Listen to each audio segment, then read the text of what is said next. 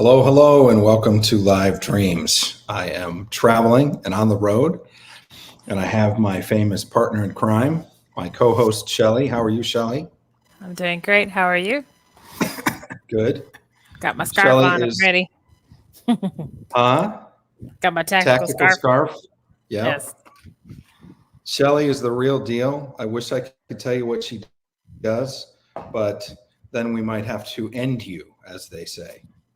So she actually is the real deal, which is why we can't talk about who she is and what she does, other than A she's little cool. bit.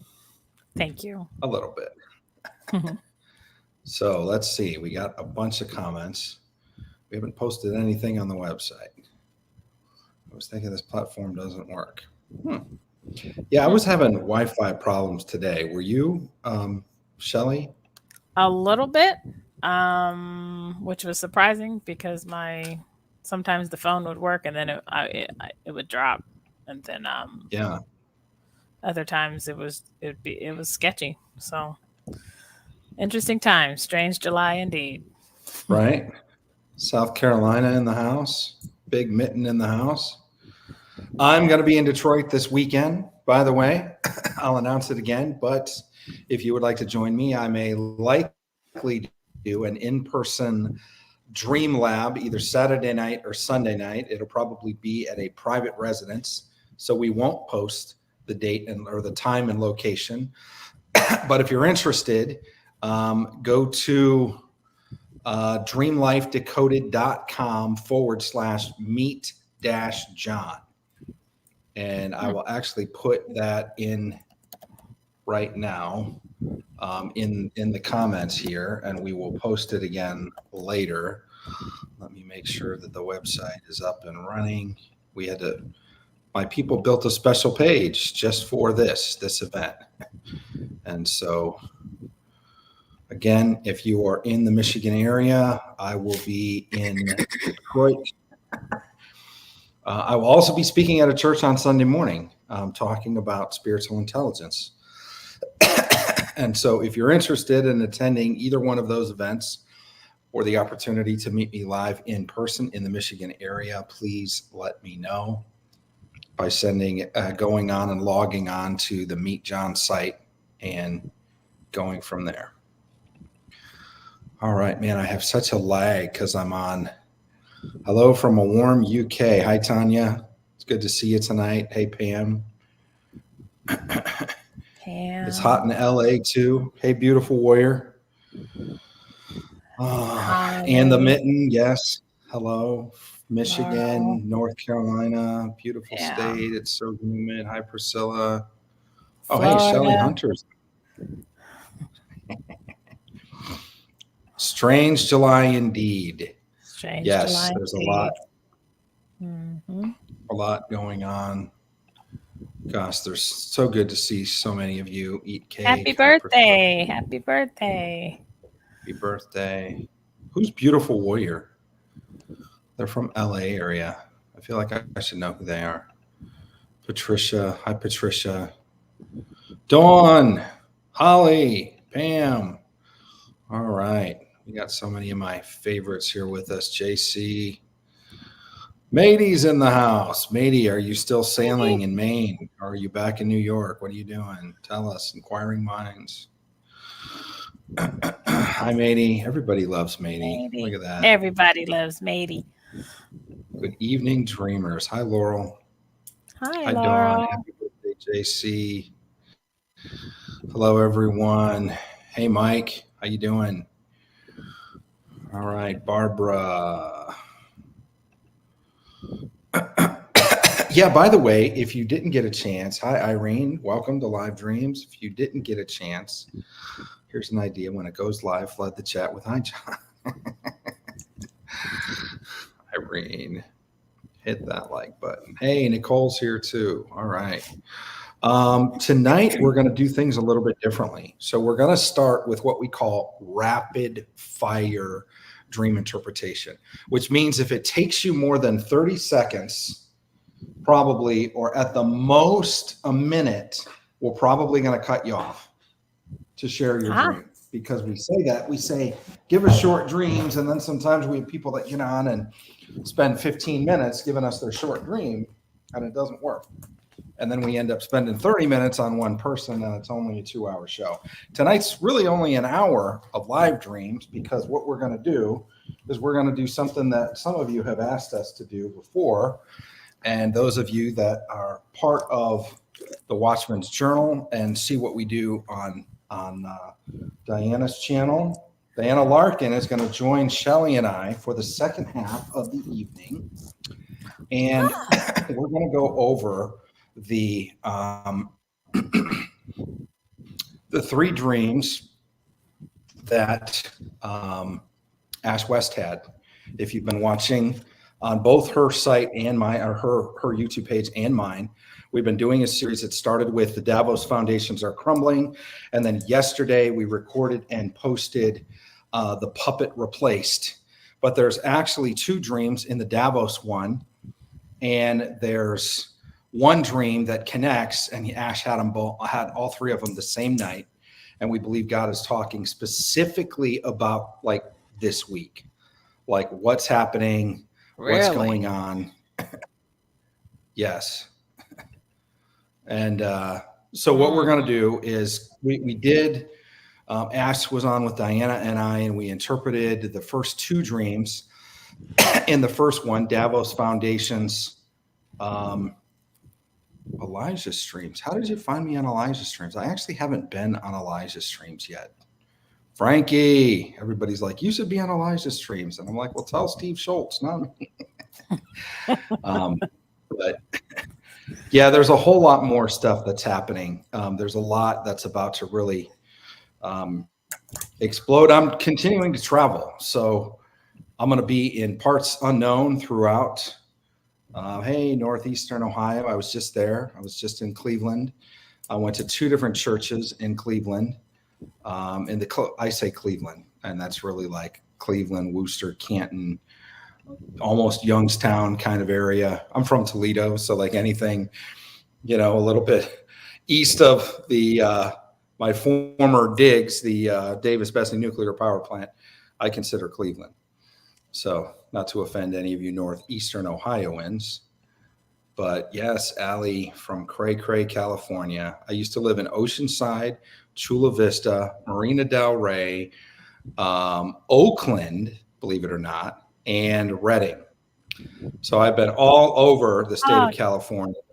I didn't know you lived in all those places, John. I lived in Chula Vista too. I lived at the Oakland Army Base. When I was in the Navy, I lived on the officers' quarters of the Oakland Army Base, which was like down by the docks in Oakland. And I would ride my bicycle to work when I worked on the USS Abraham Lincoln that was home ported in Alameda at the Alameda Naval Air Station. So I'd literally ride my bike through downtown Oakland.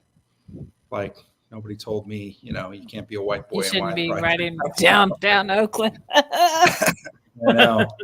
So never had a problem, never had an issue. Nobody's, it's funny because I know we see a lot of stuff on the news about how we're supposed to be ridiculously divided as a nation. I don't know about all of you, but I don't really find that when I go out and meet people and talk to people. I find people of pretty much every race, creed, color, religion, preference, political persuasion to be, for the most part, pretty nice. I don't really have screaming matches with people with purple hair or what they show like nonstop on CNN and other places. I just don't really see that. Jim, Vincent, hey man, Nicole, Frankie says crowd strike. You're going to start right away, Frankie. Is that what you're doing? We're going to start right from the get-go. Rhonda, hey Rhonda. Ash West is in the house. All right. Ash. Hey, Ash. Indiana, Virginia, Ash, Matey's in Rhode Island, Michigan. Yes, Rockwall, Texas. All right. I used to stay down in Colorado. Waco. I spent a month in Houston, though. I've been all over. That song, I've been everywhere, man. That's me. I've been everywhere, man. The singing cost extra, so Washington How you doing, State. Mike? Huh? Washington State. I saw Washington State. My brother lives in Southwest Washington State. Missouri, Tabor City, North Carolina. Hi, Mickey. Hello Arkansas. from Arkansas. I said All Arkansas, right. but it's Arkansas. Yeah. I don't know if the Sunday service will be online or not. It's not a super big church, so I really don't know. That's a really good question. It's in the Canton area of Detroit. Again, I do not know offhand From Switzerland. the name of the church. Hey, Switzerland. All right. Hello from Austin. All right. I spent a lot of time in Austin. I've been Chastity's with us. Hola. Blue Mountain, beautiful warrior. Linda in Agora Hills. All right. Hi, Linda. Hi, Linda. Gwen's here. She has a Holy Spirit reoccurring dream. I think that's what HS is, right? Ooh, Nazi dreams. Those are fun. Oh, hey, Teresa. Oh, there's a lot of All California right, I'm trying to people get on through here. some of these. We got a lot of comments. Hello, my hubby is from Orange County. Yay, hubby's from Orange County. Yay. Howdy, matey. I'm from Riverside County. You're starting with these kind of comments already, Ruth. Look at you. Mm-hmm. There's a lot of what the heck is going on right now in the world going on right now. Strange July. That's right. Is it Violet or is it Violent? Violent Vertan. Hello from Dearborn. Violet. Laurel, Santa Clarita. All right. Jana, Colorado. Ooh, 3 President Trump dreams. Wow, we could camp out for like the whole hour. Irene, I dreamt a couple of weeks ago being in an office where male figures was there to fire people. I assured the women outside the office that they wouldn't get fired, similar to Ash's dream. Ooh, I like that. If you don't know what she's talking about, go back and watch either on a Watchman's Journal or on my site, Dream Life Decoded, on YouTube. Watch the latest, we call it the triple threat video. It's when Ash West, myself, and Diana Larkin are all 3 together. And this latest one was called The Puppet Replaced. So there's so much intel right now that's being released. It's kind of hard to keep up with it. Biden went fishing. Nacho Dog is from Maryland. Huh? Nacho Dog from Maryland. Like right across the bridge. Yes. Right across the bridge. Oh, moved from Canton back to Cali. Go figure. Wow. All right. Well, we're pretty much caught up. Nacho Dog, Maryland. Maryland's is on the East Coast.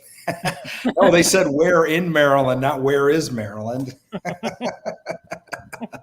Somebody's got a sense of humor. My question is, whose dog is it? Nacho Dog. That's not Joe Dog. Well, whose dog is it? All right, let's pray and get started. Father God, we thank you for the opportunity to hear from you. We thank you that you speak to us in dreams, visions, word of knowledge, word of wisdom, and prophecy. And we ask that your spirit of wisdom, of revelation, your presence, your grace, your favor would be with us. God, I thank you. You know, it's been a long and busy day, and I got up early, and I'm kind of tired. And so I need your grace, God. This isn't about me or my ability to do anything, or Shelley's either. This is about you giving us the answers and helping us to share with people how you speak in dreams. And so help us to go quickly in the first hour and give us all the grace and presence for even all of the listening audience as Diana Larkin is with us in the second hour. And we review Ash's dreams. So God, we thank you for all that you're doing with this community. And we ask for your continued grace and favor as it grows. Lord God, help us to steward well, help us to provide resources and consultation and work with people, Lord God, and to train up and equip, Lord, your saints to be able to hear from you in the dream language, the love language of God to his kids. Bless this time, we pray in Jesus' name. Amen. Amen. All right. Does your dog bite? St. Paul. Jonathan Kahn. Wow. All black. Wanted me to. That's interesting. I like Jonathan Kahn. All right. Well, we're going to jump right in. Now, again, if you missed the initial part of the briefing, here's the rules tonight. Super ultra short dreams. We're going to do what we call a speed round. That means at times I'm going to say, Shelly, take this one. And it's not going to be Shelly's thoughts and then my thoughts and then back and forth. It's going to kind of be a one and done thing. What we want to do is we want to provide you a level of direction in which to look in your dream. This is not exhaustive, complete, full throttle dream interpretation because we want to get to as many people as possible. We have about 12 people in the back and we got about 44 minutes to get to everybody. So if it was 11 people, let's say that we got done, that would be 4 minutes a person. And so that's what our goal is. We want to shoot for like a 4-minute touch. So when we get on, you don't have to say, hi, how are you? What are you doing? What's your name? Where are you from? Just say, my dream is. And again, if it's more than 30 seconds or a minute at most, we're probably going to have to say, all right, let's stop there and we'll interpret what we have so far. So don't share a 2-minute dream because we don't want to have to cut people off. But we really got to watch the clock tonight because we got a lot that we want to accomplish. And I think you guys are really, really, really going to enjoy the second part of Live Dreams tonight because we're going to be working with Diana Larkin. Ash Westleby, he's at work, but he's tuning in. He's here in the feed with us in the comments. We're going to be sharing his 3 dreams, and we're going to be putting all of them together with actionable intelligence for Davos Foundation's crumbling, for the angel over Iowa, and for the puppet replaced. So, all right, let's jump right in with Paul. Hey, Paul, how are you? Hello, together. Good to see us. Tell us your dream. The dream is I was with somebody whom I know and others at a place I know. The one I know gave me 20 francs. At home, my daughter, she was younger in the dream than now. She is near 15, and other more grown children were behind the table. I placed the 20 francs, which is a blue paper money, in front of my daughter on the table. She paid no attention. I took it back, folded it, and gave it to her to the hand and said, you must have attention. Take care about this. End of dream. All right. Shelly, you're up. I'm sorry. Did you say 20 friends? Yes. So you put 20 friends on the table or 20 francs, like $20? 20 francs in blue paper money. Blue paper money. Blue paper money. Oh, so it was francs. Francs, Swiss francs, yes. As in Swiss, French. I'm from Switzerland. Right. Okay. Thank you. Okay. 20 francs on the table. Yes. Yes. And his daughter was young, but in the dream was 15. In the dream, she was younger. In the dream, She was younger. Now she's 15. Yes, now she's 15, but there were more children, more grown children, maybe a little younger than she was, maybe the same. Okay. Interesting. Okay.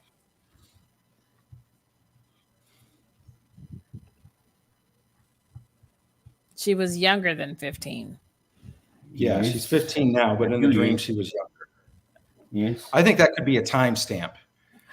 It could be a time, like if you knew, if you had a feeling like I felt like she was like 7, then you go back to the year that she was 7 and God may be speaking something about that year. I think the number 20 is interesting because 20, oh man, I just drew a blank. 20 is something biblically. Guys, help me here. What is 20? I was just thinking of what it was, but it slipped my mind. There's 30 pieces of silver. 20 was, well, 1/20th is what they stored up for the years of plenty, which was 1/5. It was 20%. Yes. And so that was the idea of storing up 20% during the years of plenty in, 20 is war, in Genesis 41. I think it's really interesting that you put the 20 francs on the table and she didn't take it, but she did not pay attention. Later, I gave it to her to the hand and said she have to pay attention. Yeah, so you put it in her hand and you said, pay attention. Yes, in the end. Yes, okay. And so redemption, blues revelation. After 20, there comes a change. I like what Mickey said, 2020 question mark. 2020 question mark. Yeah. I heard 2020. Okay. I mean, I didn't hear it, but when I saw 2020, because she didn't pay attention. Mm-hmm. She didn't pay attention, and if she was younger, essentially 4 years younger, 7 years younger. Interesting. Well, I think it's interesting too because there's a repeat, and 2020 is a repeat. So what you put on the table, what was on the table before, has been removed from the table, but now the responsibility is put in her hand because you put it in her hand and you said, "Pay attention." And so what I feel like this is, I feel like this is a dream, like for the world, where, hey, you saw what happened in 2020. Pay attention because things are off the table, but they're going to be things that are in hand. And if you don't pay attention, you're not going to understand where we're at. What happened in 2020, right? Right. So I think it's a powerful dream. I think there's more, with more time and research, but I think that'll point you in the direction of moving towards what does that mean? And for you in particular, I would go back to both 2020 and the year of however old she was in the dream and see if there's something related to a missed opportunity, particularly with money, that God wants to give you or your daughter again. Sound good? Oh, yes. All right. Well, thanks for joining us, Paul. It's good to have you on. Thanks, Paul. Okay, thanks. Have a great day. Take care. That's an interesting one. I like that one. All right, Jen. Okay, can y'all hear me? Yes.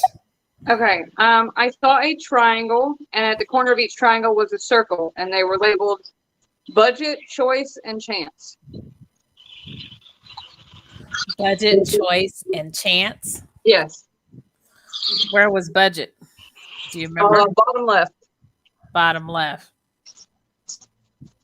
And choice. So there's a triangle, and then there's a circle around the triangle. No, each corner of the triangle, instead of coming to a point, there was a circle. Yeah. What was at the top? I don't remember which one was which with choice and chance, but budget was bottom left. Budget was bottom left, but choice and chance, I don't remember. That's really interesting. I love this because I feel like it's almost a continuation of the last stream. God is talking about budgetary issues. He's talking about finance. He's talking about, go ahead. What do you got? You work in budgeting? I do work in budgeting. It is the federal budget. That's the first thing that comes to mind. The triangle is seen in a lot of different, how can I say this? Organizations. It means a lot of different things.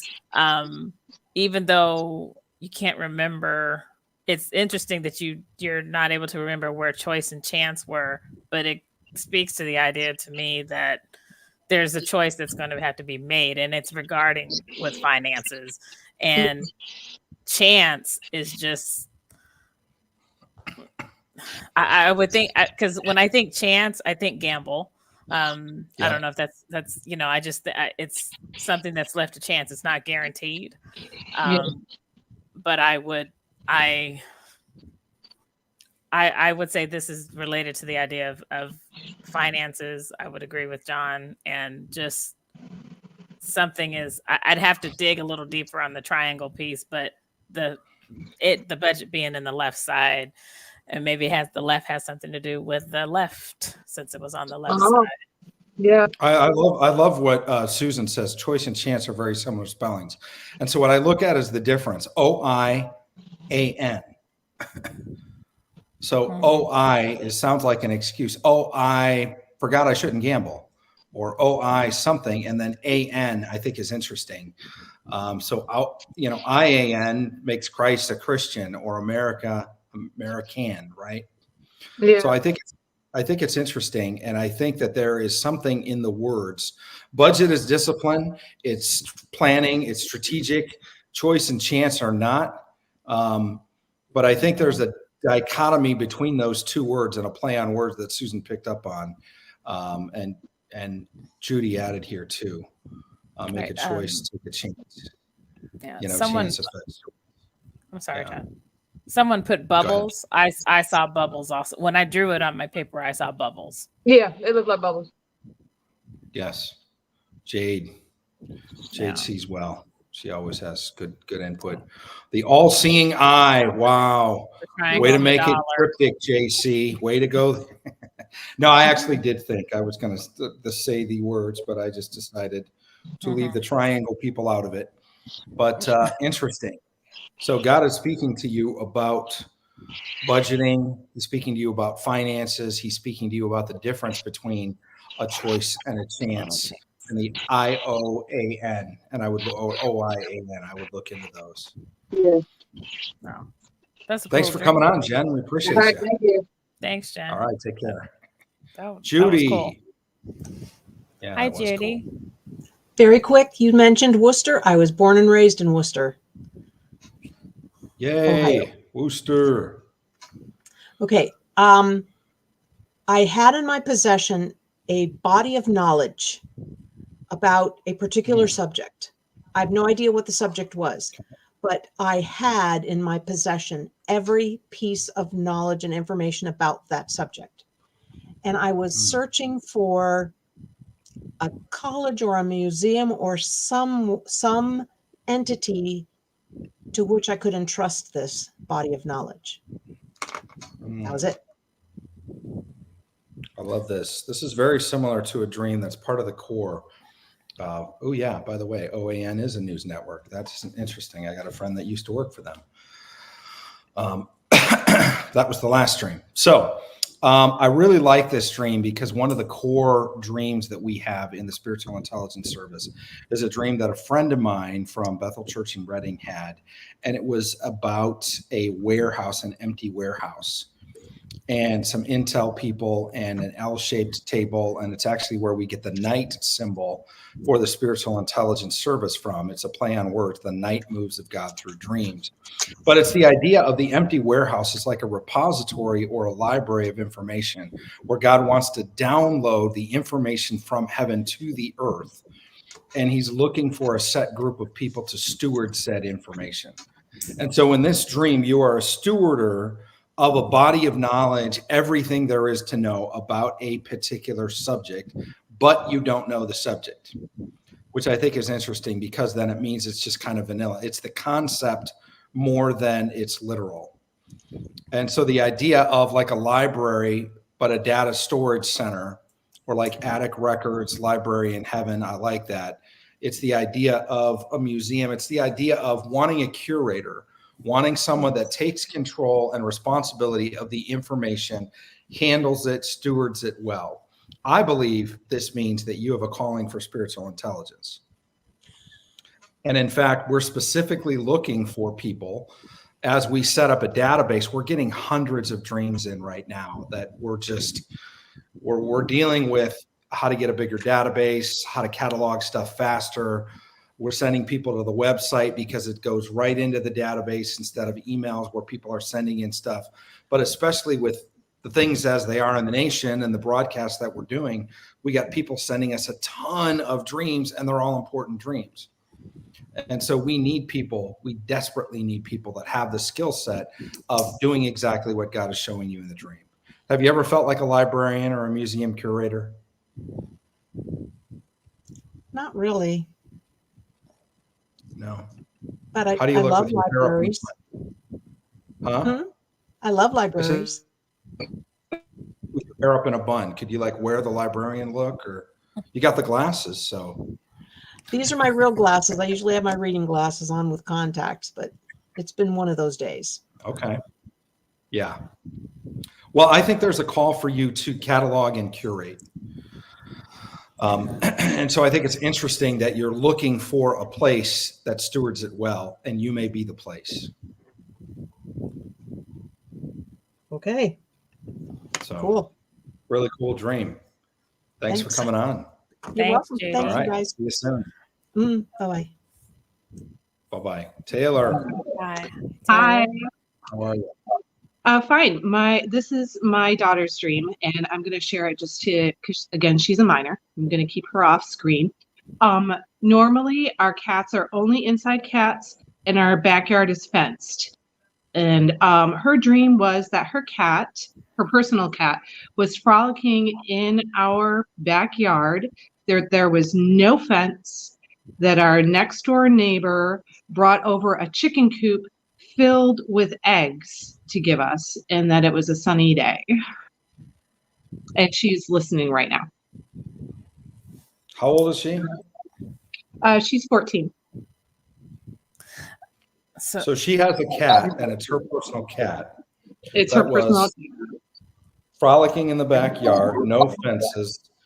Yeah. And did you say somebody brought in a chicken coop, or it just suddenly appeared? Our next door neighbor, like the next door neighbor neighbor. that we actually have, and they normally do keep chickens. They brought over an entire coop that was filled Oh, wow. with eggs. Eggs. Filled with eggs. The coop was filled with eggs, Yeah. but no chickens in the coop. Were there any chickens in the coop? No. She says no. Okay. This is And the guess idea who was of giving it to us. She was giving the chicken coop to us. The your neighbor, neighbor was was giving giving. the chicken coop to you with all the eggs in it. Yeah. Curiosity killed the cat. Okay. This is really interesting because eggs are the idea of possibility. You know, they're the idea of the potential to birth something or to eat something that gives a lot of protein. A lot of a big coop with a lot of eggs means there's a lot of potential. There's a potential for a full house. There's a potential to literally inherit. If somebody's giving you a coop full of eggs, there's the opportunity to give you something that a 14-year-old is. Okay, yeah, there's the opportunity to give you something that has the potential to turn into, what do you call them, a herd of chickens? Not a herd, but birds of a feather. Yeah. Coop. Flock. Flock. Flock. It's Yeah, a flock of Flock. chickens. Yeah. Susan wants to know the name of your cat. Good point. What's the name of your cat? Maya. Maya. Cat's name's Maya. What does Maya mean? Mia? Is that like mine? It Like means Bella Mia would be. What does it mean, dear? it means Japanese shrine or temple. In Japanese, it means a shrine or a temple. I mean, no, it means Japanese shrine or temple. It means a Japanese shrine or temple. Huh. Mother But Earth. it's a name that has occurred in different languages that has different things. Yeah. Yeah, I think that's really interesting. Did you get anything else on that, Shelley? With the egg, I heard abundance and prosperity. I don't know that it's literal that it would come from your neighbor, but just the idea that your neighbor is not just truly your neighbor. It's just like your next door neighbor is what I'm saying. I'm sorry. Just more that I heard abundance with the eggs, but possibility I like, and I'm with the cat. What kind of cat? May I ask what kind of cat? She's just a domestic little calico. Yeah. Oh, she's calico. Yeah. I love calico. I don't have a cat, but I think they're very intriguing creatures.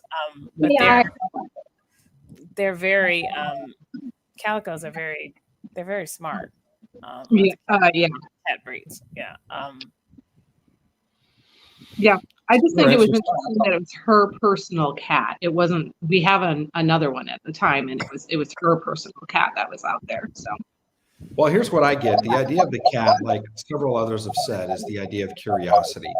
So in searching in her backyard, seeing the cat frolicking in her backyard, we see that she sees the abundance being brought in from her neighbor.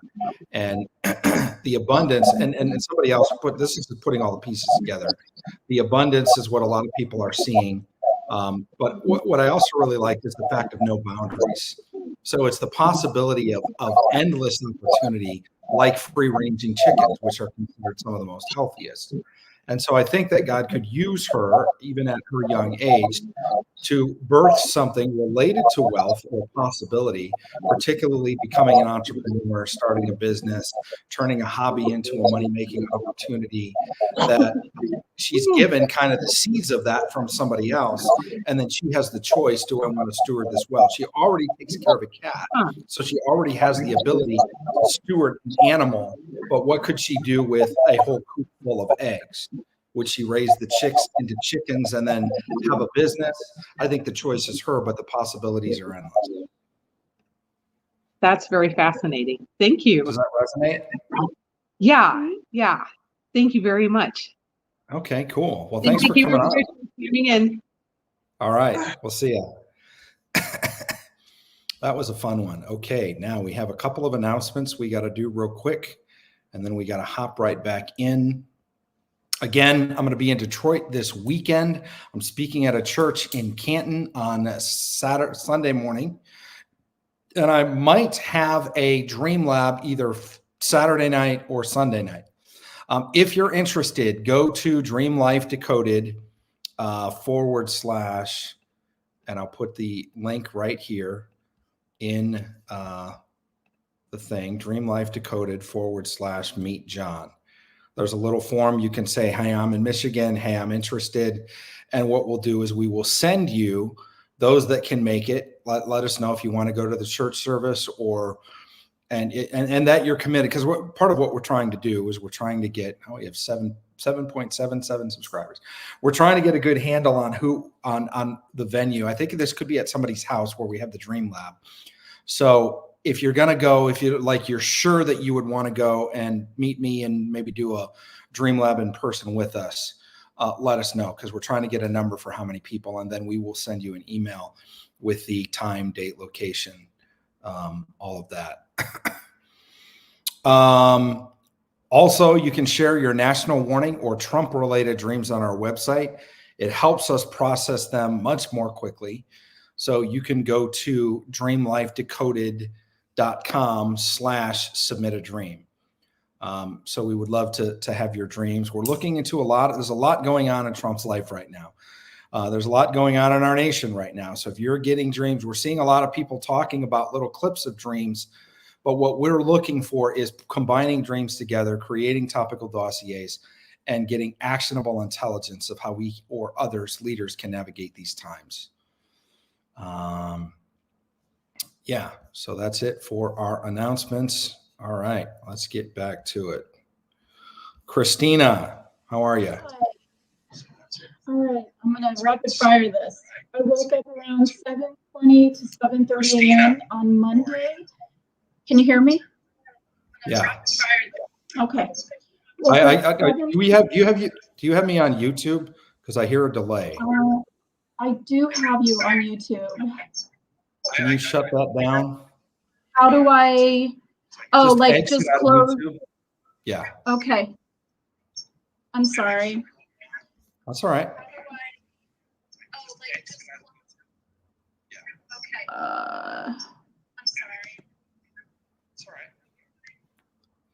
I don't know how to go back to.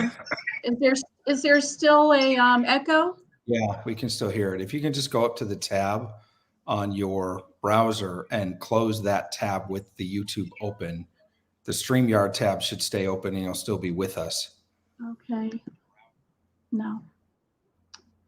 I don't hear it anymore, so we're good. Okay. All right, go ahead. All right, here I go. I woke up around 7:20 to 7:30 Monday morning on 7/22. Bodies were folded up, bundled up like babies in a type of plastic wrap.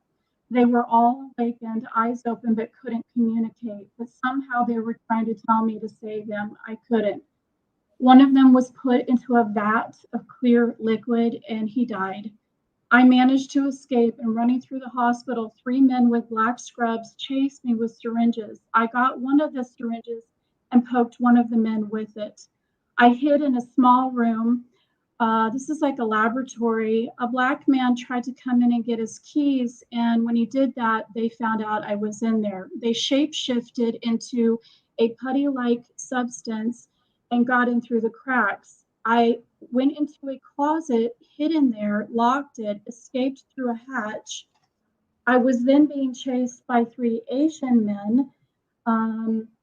I escaped to a grassy knoll. It was dark. It was a park, a line of trees. I managed to kill one of them. Behind me was an open field. There was a picnic, geriatric patients sitting on chairs, and I asked the woman hosting, could they join? She gladly agreed, realized one of the men was her long-lost father, and was so happy. One of the other men was a frail black man in boxer shorts, no other clothes, and he had soiled himself. No one seemed bothered that he had this appearance. He was still accepted. We all raised our glasses and said, Happy Thanksgiving. Well, this is a lot. It's a national or global geopolitical dream. There's stuff in there about Asia, which is China. There's stuff in there related to things that have happened in America. There's stuff related to medical conditions that cause people to stay in hospitals and treatments for those medical conditions, which we're not going to get into specifics here on YouTube. But it's a very, very interesting dream. It's one that we would like you to send in because it needs a much further review. And as Nicole says, it's a big, important dream. So we'd like to study it more. I think it's interesting that there's obviously a part for you in relation to the fact that one guy dies in the liquid, you kill another out by the chairs. And there's groups of 3 men on different locations and different settings chasing you. So it's definitely a dream. It's what we call a troubling dream. A lot of people would say that it's a nightmare. And I think what we do is we just take it, but you can begin to move in those directions. What we do, if you haven't, take the dream course. And in the dream course, we show you how to break down a dream in what we call the Joseph method, where you take every single symbol and you list it down, and then you get a word of knowledge on every one. And then based on what you're getting in the word of knowledge, then you can kind of put it all together and see what the themes are and then really discern what God is saying. A lot of figurative language. Thing that really stood out to me, I'm sorry, I didn't mean to interrupt, was that the time that I woke up and the date, and it led me to Daniel 7:22. And that talks about the Ancient of Days being seated and judgment is passed on behalf of the saints. Wow, and I don't know why that resonated for that dream, but it did. Yeah, that's really interesting. Okay, well, yeah, send that in if you would. Go to dreamlifedakota.com, click on Submit a Dream. I think it's really important. I think God is speaking to you.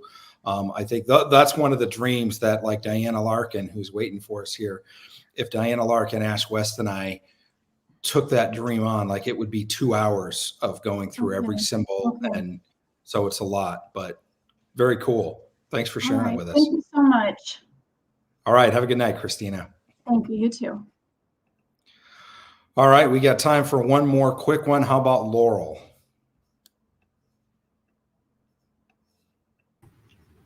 Hi there. It's funny that I'm going right after her because she was talking about judgment, and the dream that I'm going to share is called A Child Shall Lead Them. And this was February 2nd of 2023. And I just laid down on the couch to take a quick nap. And during the nap, I saw a little child, a little boy who looked to be about 4 or 5 years old. And the little boy was in a place where there was a judge, and this judge was in his chambers, had his full robe on and everything. And the little boy took the judge's hand and led him to the Lord. And as he was praying for this judge, I could feel the anointing flowing through this child into the judge's body. And then the judge began to weep. And as he began to weep, I could feel love breaking forth and breaking up the hard places within him. And he called out to another judge that was across the room and said, "Come here." And so the other judge came across, and then the little boy took his hand and led that judge to the Lord. Wow, this is really interesting. This is totally a Shelley dream. Shelley, what do you get?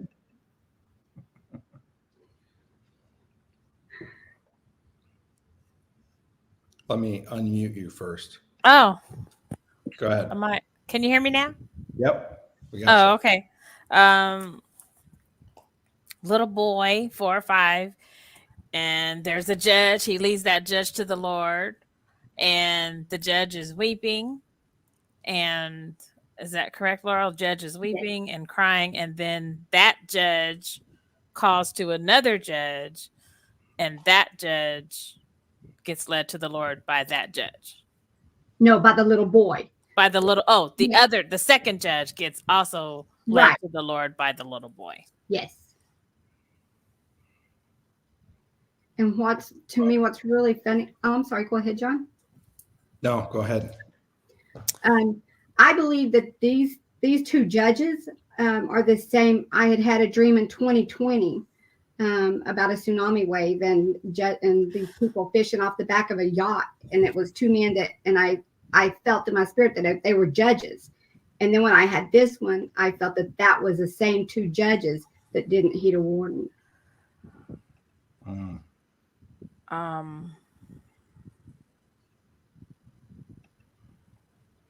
I like what Frankie said. A little child shall lead them as a verse from the Bible, Isaiah 11:6. Yeah. That describes the ideal conditions of the kingdom that the Messiah will establish. Yeah. That's good. It's different when you write it down and you're looking at numbers and you're looking at. Yeah, I don't know if it helped or not, but the judges to me look to be, just like in the other dream, late 70s, early 80s. I wonder if it's Supreme Court judges. Okay, I felt that I'm thinking I was thinking Supreme Court judges, but when you said the little boy, it said 4 or 5, so I'm looking at 4 or 5, and I'm thinking 45. There's also 9 Supreme Court justices, right? Not right. 4 and plus 5. Yeah, 4 plus 5, 9. Right, and so revival with the judges. I mean, turning the heart, but I there's not enough for me to conclude completely. Yeah. Well, see, I just want to point some out here. Mady says Supreme Court. Nicole says yes. Frankie said, I heard that too. This is why we do this. This is so you get the opportunity to be able to say, Cynthia, justice is coming. There's so many people, judges are part of the old guard. Selena, thank you guys, by the way, for being brave and sharing your comments, because what this does is it creates in you a confirmation that you're hearing from God. It's not just Shelley and I, it's everybody. We can hear from God, and it can even be confirmed that you're hearing the same thing that JC, Supreme Court. So I think it's interesting because you said the first one was a man. Was the second one a man as well? Yes. Okay, so now we can go and look up what men are on the Supreme Court. Supreme Court. And we could, because we got 5 or 10 different people that said the Supreme Court. Yep, Romualda's already where I was going. 2 judges turned their hearts. Their hearts. Yes. Right. 2 male judges. Yeah. And I also like what Kathleen said. I think there's a breakdown in the Supreme Court level. And the breakdown shows the dichotomy between 4 to 5. 4 to 5 is a split decision. It's like pretty much right down the middle. That's why there's 9. So there's a tiebreaker. So because the person was 4 to 5 years old, it was, the anointing of a child leading them to God, which I think is really interesting. It's literally an introduction into the most high judge, which I think if you think of the moment of salvation for like somebody that's at the Supreme Court justice level, they're acknowledging that there's a divine creative, what we call God. They're acknowledging that judgment could come. They're acknowledging that there's a higher authority than they are. So if they get saved and they've never been saved before, how do you think this is going to affect their decision-making moving forward? Like somebody said, revival amongst the judicial system. I think it would completely rock and may actually literally upset the balance of power on the Supreme Court, which is obviously one of 3 branches of government in the United States, which, yes, like Texas here says, it could be biblical. Right. Don, I think it was Don, the chamber is the judge's heart that changes. I heard chamber and heart also. I the heart of the matter is the matter of the heart. So there's more there, but I think we got probably 70% of it. Yes. Yeah. And I think it's a decree of what God is saying is going to happen, what we're about to see. Guys, God is shaking massively government. And the systems. Yeah. The executive branch, it seemed like it started with them, but now there's stuff going on in Congress. And this is kind of a wink to the idea of the Supreme Court. The judicial system, yeah. The judicial system. Pay attention. Things are happening. It doesn't take a lot. It literally can be a child. Yes. Thank you for sharing that. What an incredible dream. That was a cool dream, Laurel. Thank you. Thank you very much. Wow. Thanks for being on with us. All right. If we didn't get to you, sorry. We're bringing our good friend, trusted confidant, and partner in crime, Diana Larkin, to be on with us for the rest of our time this last hour. Again, we wanted to change formats a little bit because we did this the other day kind of by accident, where we were having live dreams and we were sharing a dream. I think it was a dream about Trump, and it was a dream about the president's dog. And it was about a dog in the White House, and it was president with a capital P. And so we were going through, well, what was Obama's dog's name? And what was the Bush's dog's name? And so everybody was like Googling and looking up these things. And then somebody, and we're like, why is president capitalized? And then somebody had the presence of mind to look up the dog named president. And it was, I think, Theodore Roosevelt's dog. And there was like a little blonde girl in there. Diana, you got a lot of fans here. We love you, Diana. Hi, Diana. We're so glad to have you on as a special guest. And so everybody's chiming in, and we're like, what if we did a triple threat style dream decode like Ash, West, Diana Larkin, and I do often on a Watchman's Journal. And a lot of times we put those same videos on Dream Life Decoded as well, just so people can have access. And what if we did that with the wrap up of the 3 dreams? Because Ash had 3 dreams on January 15th of 2024. And the first one was about the foundations of Davos crumbling. And again, you can see that on Diana's channel, on my channel. By the way, please go subscribe to Diana's channel. She has amazing, amazing stuff. She's a trusted prophet. She's somebody that releases a lot of information. She's faithfully journaled for years. I've been to her house. She's a dear friend, and I see all the written down, the journal, the stuff that she has is incredible. And it's all birthed out of the secret place of spending time with God and just being faithful to catalog and to journal what God is saying. And so that's why it's called the Watchman's Journal. And she'll bring up pieces and say, you know, God spoke to me about this over here. I believe God has a word this week for us here. And it's amazing and it's incredible. And it's always fun to work with Diana. And she's just doing incredible things. And if you're not following Diana, you need to be, because we love, love, love what she does. And Gwen's favorite prophetic voice, our trusted watchman. She's awesome. Yes, exactly. I subscribe to Diana's channel today. All right, cool. Laurel's in as well. I'm subscribed. Okay, great. So, but what we thought we would do, because we talked about the first dream, which was Davos foundations crumbling, and the second one, which was the angel in Iowa, and then the third one, Diana, Ash, and I just did yesterday, and that one's posted too. A lot of you have probably seen that one. And what we wanted to do is, we didn't get the chance, because I had a hard stop last night. We didn't get a chance to wrap it all up with talking about all 3 dreams again, and then saying, but what does this mean for now? And so we thought, what if we had Diana on as a special guest, and we went through and we read all 3 dreams again. We're not going to go through everything in detail, but we give you, as the listening audience and also part of our community, a chance to chime in to hear what you're hearing and what you're seeing. And then we want to wrap it up, the three of us, Shelly and Diana and I. And again, Ash is with us. He's at work, but he's going to be in on the comments, and we can share with you what our thoughts are. And welcome to the show, Diana. Thank you, John. Thank you for having me. And Shelly, nice to meet you. Nice to meet you, Diana. Welcome, welcome. And so good to see friends in the chat. This is really fun. Yes, this is going to be a blast. Let's do this here. Let's see if we can get this. Oops, I'm a little out of pocket, but see if I can move over a little bit. You're All good. right. Yeah. So I think what we'll do is, if you haven't had a chance to see those videos, by the way, go back and watch all three of them. But Diana, do you have those dreams of Ashes pulled up? I do.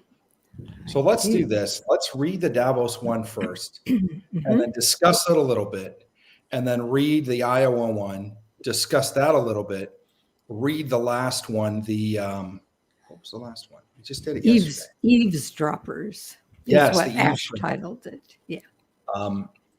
Or we titled it on our channel. Our people put together a thumbnail, and they called it "The Puppet Replaced."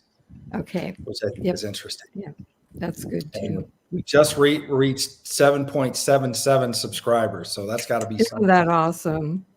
So thanks for being here with us tonight. And go ahead, Diana.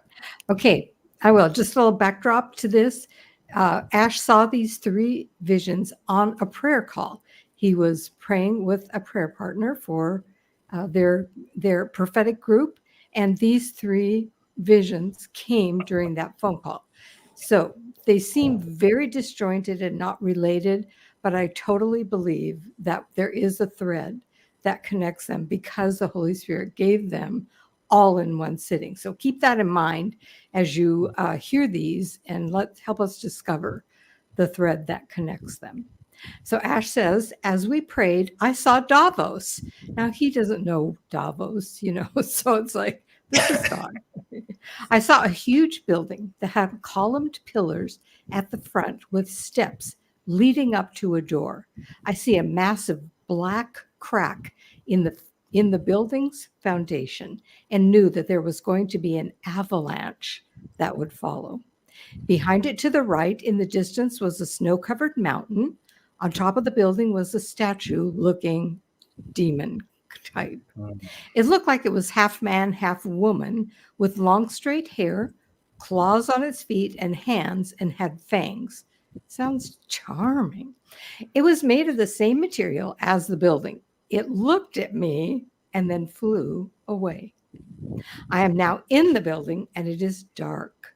I see a stage diagonally to my left and the room curved around to the right. There were two levels like a balcony. On the ground level to my left, I see the tops of the outlines of the backrests of the seats in front of the stage. I then know there is a high-level witch in this building. I then see a pair of glasses being smashed. I then see a fist pulling away from the glasses. I hear the Lord say and see it written over the top of what I was seeing in thin gray writing, smashed glasses, 3 times. I then see Noah, the false prophet's face, his right side closest to me. I then see men in black suits running towards a door at the back of the building. The door is engulfed in black-orange flames, and the only way out was through the fire. I had a knowing that the fire would cause a burning away of lies, plans, weapons, and evil. The men that chose to go through the fire would be set free after doing so. I am now outside the front door of the building, and I see from my left a thick, dark wooden 4x4 drop down into an iron latch that was on the door. I then see a prophet's staff in a left hand hit on the door twice with 2 loud bangs. I then see the 2 end pillars in front of the building melt into the form of mushy concrete and fall. I am now shown a pencil drawing of a goat man sat on the floor with his legs crossed, pointing to the sky with a pentagram in front of him. It was in thick black pencil frame. I knew this belonged to a book, and the page was on the right side. I then see underneath it writing in black. I then see an index finger and a thumb that belonged to a right hand. The finger and thumb had black nail varnish on the nails. I was shown closer and saw a deep, darker pearl purple that could just be seen. The index finger was then moving from left to right underneath the writing. I then hear false Bible. Wow. Okay, I see why we never got completely through this. Oh my goodness. Wow. This is incredible. On a I phone love call how while he's praying. 4 people in a row. Baphomet. Sounds like Baphomet. Yes. Yeah. Evil personified. See, you're all hearing the same thing at the same time. Yeah. Oh, I like this. The boatman, pan worship. Wow. Pandemic. Ooh. Pandemic. Ooh. Oh, here's killed. Baphomet is a deity which the Knights Templar were accused of worshiping that subsequently became incorporated into various cults in the Western esoteric religions. She didn't look that up. She just quotes stuff like that offhand. False Bible, left to right is our translation. Interesting. Satan's Bible. The Bible. Didn't Andrew Whalen have a dream about being in a library and it wasn't called the False Bible, but what was it called? What was it? The demonic Bible? It was something like that. Like that. He dreamed that name and then found out that there was actually a book named that. Which is interesting because I was just in Worcester, and Worcester, I think, is where, who's the dude? Come on, my Worcester people. He was on that college campus, and he was the guy that wrote the demonic Bible, the Church of Satan, Aleister Crowley. Oh, the guy with the funky mustache. That Aleister Crowley, I think, right? Yeah. Okay. Which is super interesting. Gothard Tunnel. That's it. All right. That's well, do you remember what your thoughts were on this stream, Diana? I'm trying to remember mine. Yeah.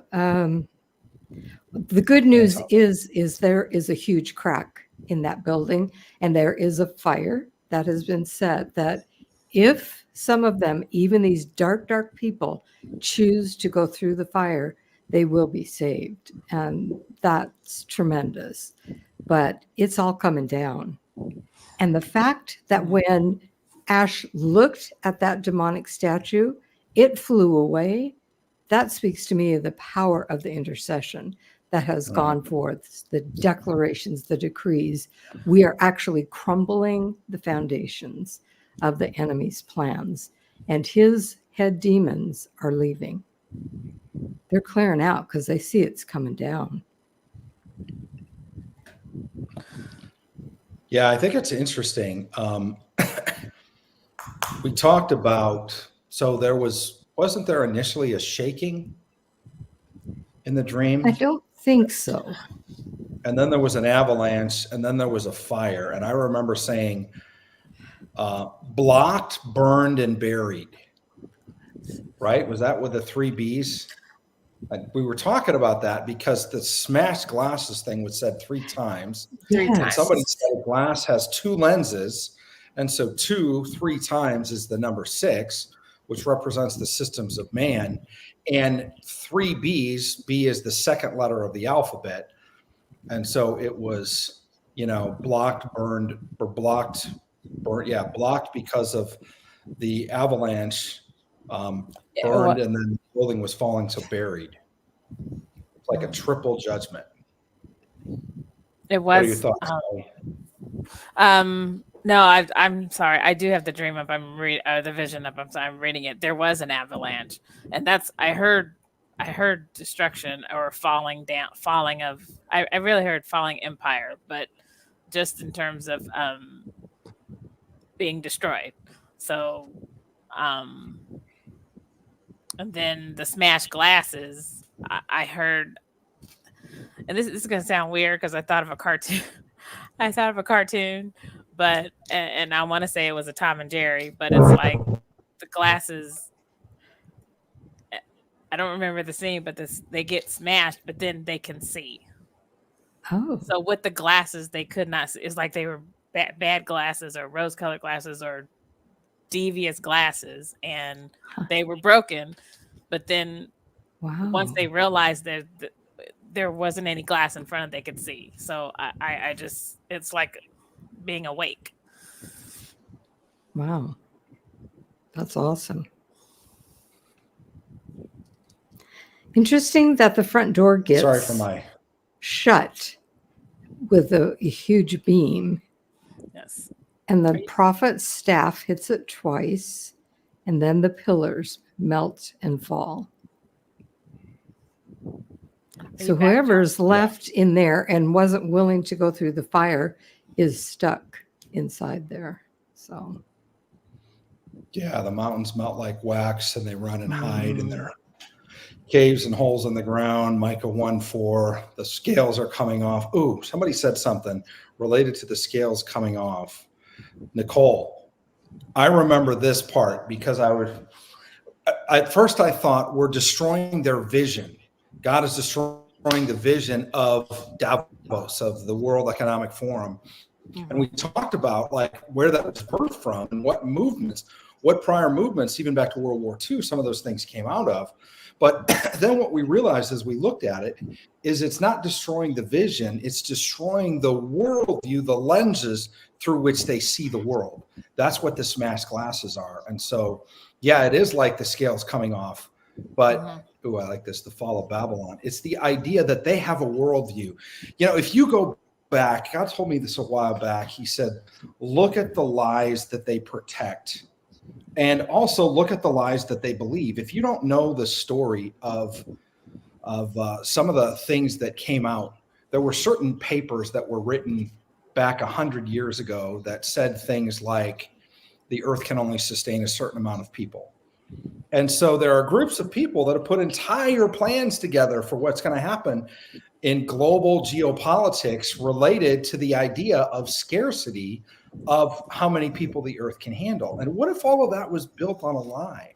What if none of that was real to begin with?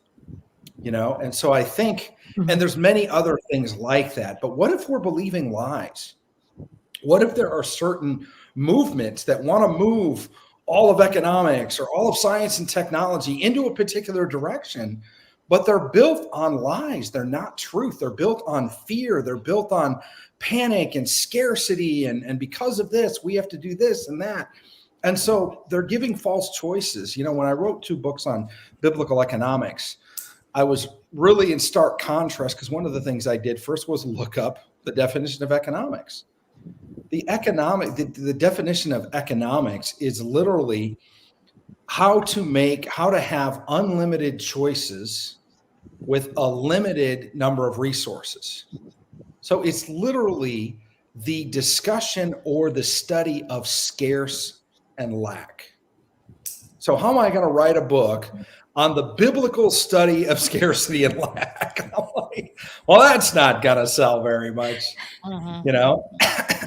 But I think it's interesting because I think it has to do with how we see the world. So if God is smashing the worldview, and again, it's not just their worldview, the glasses aren't part of the person. You know, I have glasses, and when I put them on, I can see things differently or more clouded or less clouded. But if I take them off, they're not part of me. So it's not even the first part of smashing the glasses isn't even about really judgment on people, I believe. I believe it's about judgment on a worldview, and it happens 3 times. And then we get into what's happening with the building and the surrounding area.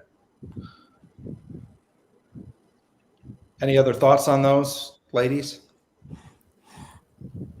I did have one, but I get so busy reading the comments that I forget.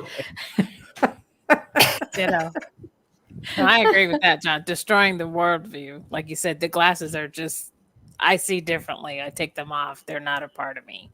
But I don't know why I thought about that time. I was just thinking of the Tom and Jerry cartoon, but it was just the vision of what they thought they saw was destroyed. And he did see Noah's face, the false prophet, as connected to that. And I do think they have believed some of their own lies. And in fact, I know that the Father has said to me that those who deceive the world will, in the end, be the most deceived. Wow. Yeah. In the end, they who thought they were deceiving the world are going to find out they were made fools of. So that's powerful. Yeah. Yeah. Judgment on the worldview. I love that. Okay, so keep that in mind because it's a powerful vision. I mean, we got everything from demonic gargoyles that are being rebuked to sinister, nefarious organizations that are trying to rule the world, to false prophets, to 3 judgments. And then, you know, the other thing that I can't escape is the other day I was watching TV and what happened to come on was one of my favorite films, which is National Treasure. I love how they have the bifocals. Yes. That it's a vision to see the treasured past is the clue. And it's on the back of the Declaration of Independence, which is just a profound allegory. It'd be interesting to take that dream and interpret what that means. I don't know if anybody's done that, but that'd be really interesting. But I keep thinking of the bifocals that Benjamin Franklin had invented that they put inside Independence Hall and a brick with a Freemasonry symbol on it and all of that. It's just the whole movie is all about discovery. But I keep seeing like there's a treasure or there's something about a particular set of glasses that it's actually an ability to decode. Because they put out the WEF, the World Bank, World Economic Forum, the UN, they put out a bunch of stuff, and they're not all the same. A lot of them are the same players, but they put out like their vision for 2030, you know, and they put these things out and they say, this is our vision for the world. And I think it's interesting. I mean, there's even organizations called World Vision. Now they're not the same. But I just think it's interesting that part of what's happening on the NGO level and on the sovereign nation or combined nations working together level or on the billionaire wealth level is that they're trying to shape the world into the image that they believe. So if you believe that God has given us unlimited resources and a renewable earth and things like, say, oil are actually renewable, and they're not, which is what we're finding now with science, and they're not actually the bones of dinosaurs, that they're things that can be renewed in a relatively short amount of time. If you have that worldview versus if you have, we're going to run out of oil, or we have to change this, or we have to change that, or because of this or that, or whatever, carbon emissions, or whatever you think the problem is, too many people or whatever, then you have a worldview that shapes things from a place of extreme scarcity and lack. And in fact, I would say even borderline, if not more than borderline, demonic. Like there can be mindsets that are so lacking that it causes or it triggers a demonic outcome as the only strategy somebody without God can see is, well, we have to do this. And it's extreme level stuff. And if you know, you know. If you know what I'm talking about, great. If not, I probably sound a little bit cryptic, but feel free to look up some of these organizations and read their plans for the next 20 to 30 to 50 years of your life and what your kids could potentially live through, but God.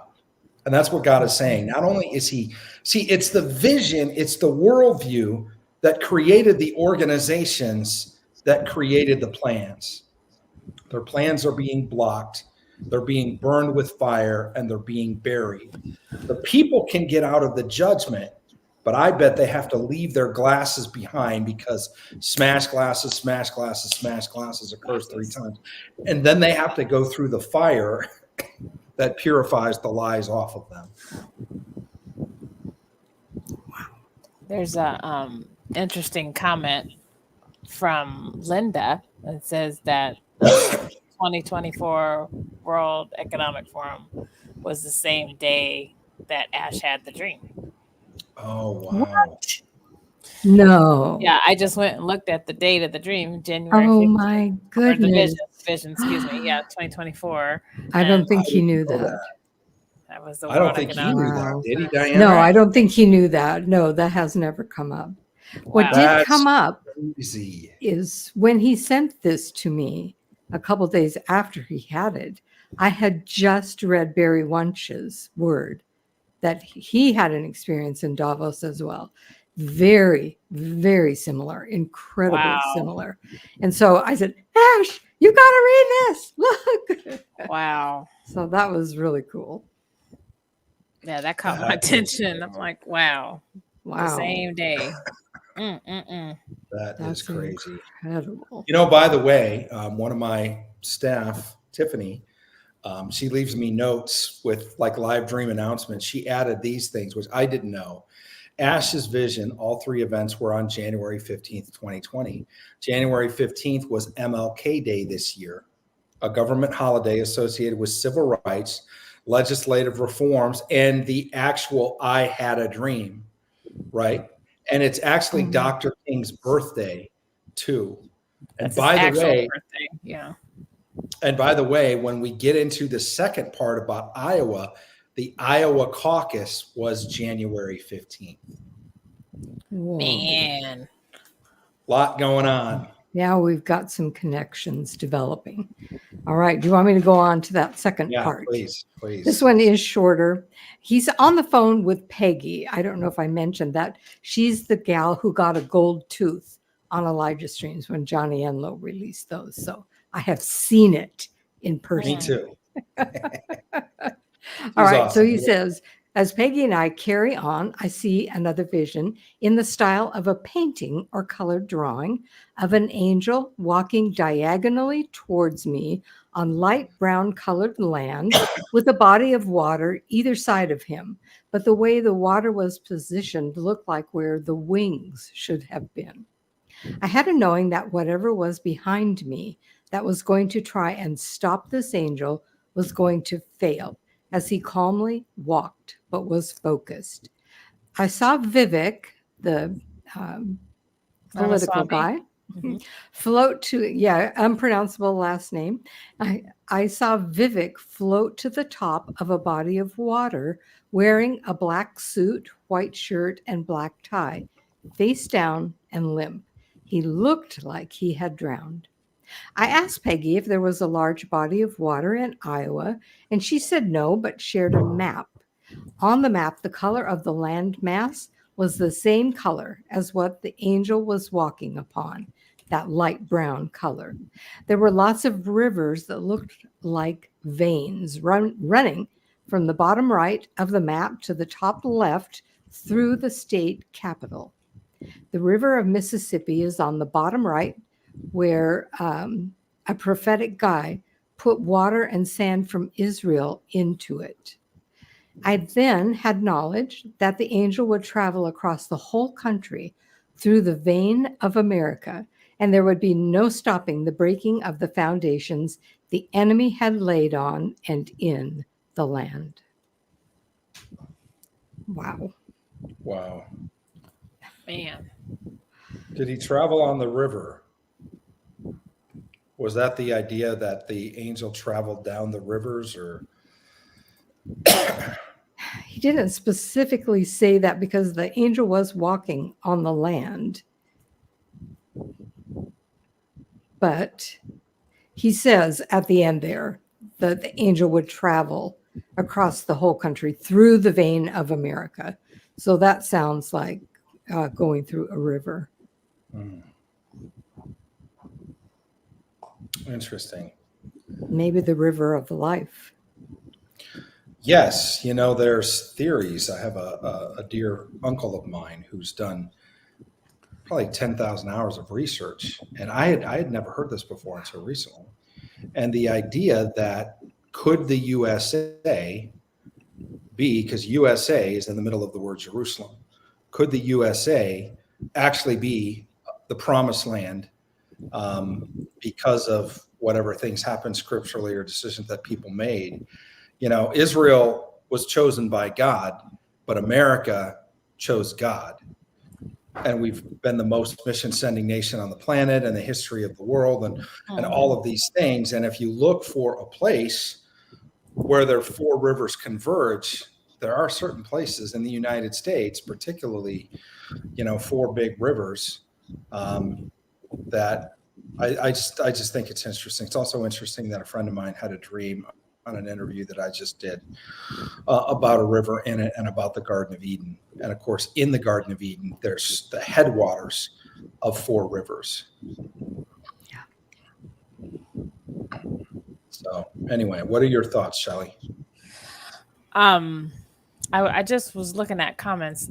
Ash, what did Ash say? It was something about Iowa. Oh, I'm sorry. And he was saying there you go. You knew I about knew Iowa. about Iowa due to praying for the prophet as requested by, is that Natalie? Yes. Yes. I did have somebody comment on our video, John. Diana B. She remarked that Iowa means beautiful land and sleepy ones. So Sleepy? Yeah, sleepy ones. So it's beautiful land, but also sleepy ones. And we are a nation, a beautiful land with sleepy ones all over in it that need to be woken up. Woken awake. And okay, and forgive me if Iowa is not the state. Is that the heartland state? It is. It is. Yeah, it's pretty much a Ohio's big the heart of it. cornfield. Well, that's what I thought, John. I was born in Des Moines. Iowa. My dad taught at Drake back when I was young. Okay. And you got to be proud to be from a state where the state motto is, "That's where the tall corn grows." That's literally the state motto. That's where the tall corn. Well, if you've ever driven across Iowa, but Iowa's that's where the tall corn is right. Carrie knows. She's Carrie, in Iowa. I was going to ask Carrie. Is that where one of the caucuses? Isn't that where everything starts in the presidential cycle? Yes, I think it's the in Iowa. Is Iowa the first one? Iowa caucus. That's coming in my head, but yeah, the Iowa caucus. Yeah, I believe it is.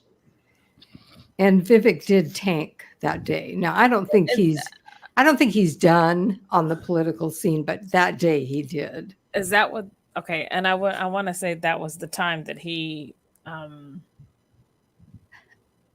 said, "Hey, I'm gonna drop out," because he knew he couldn't. Right. He wasn't gonna go back. He wasn't gonna go past Trump anyway. But right. And Ash didn't know that. He's not in what I was remembering. Right. Politics, Okay, I'm seeing. Okay, yes, I was the first. I was okay. I gotta fix my Wi-Fi here. So continue to talk, and if you feel the need to share the bird dream, I'll be back as soon as. Okay. Anything else you see there, Shelley, that we should hit? I'm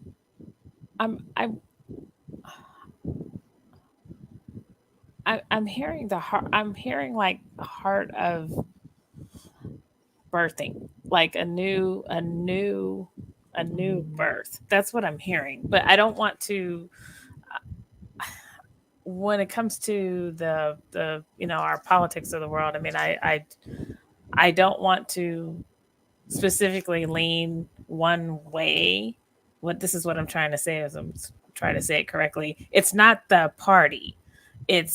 But obviously politically strategically, we got to vote, right? It doesn't. True. It doesn't mean that these are the all-encompassing and they have all the answers. We know the Lord is the one that's going to save America, but we have to vote. We live in a process. We live in a country where we have a political process, and we do have to vote.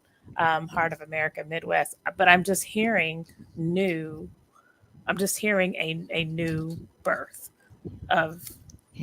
a new birth. That's what I'm hearing. Iowa's probably not the most esteemed state in the United States, but God is choosing that kind of place the heart of the nation, the Right. people that are real and that live Right. real life. And he is Right. going to birth something new for New. them. And I agree. And it's not, and I have this conversation with friends all the time. It's not, we're not completely putting down California and New York, but this whole California runs everything, New York runs everything. It doesn't, that's not the world. That's when I say the world, that's not a world of America. We're not, and it's really interesting how those two states run in tandem together.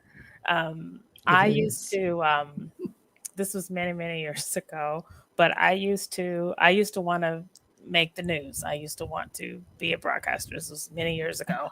And I found it very interesting that when I was learning and studying that New York was the number one station or number one market for news. California was number two.